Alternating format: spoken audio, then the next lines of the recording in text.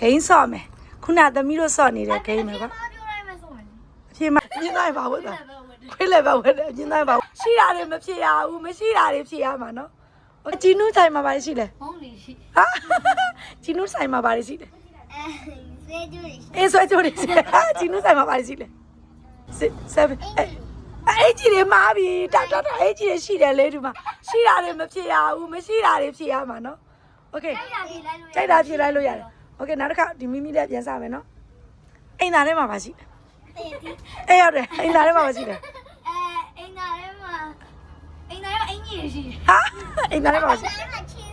အခြေဆိုအိမ်သားထဲမှာပါရှိတယ်ပန်းတီးရရှိ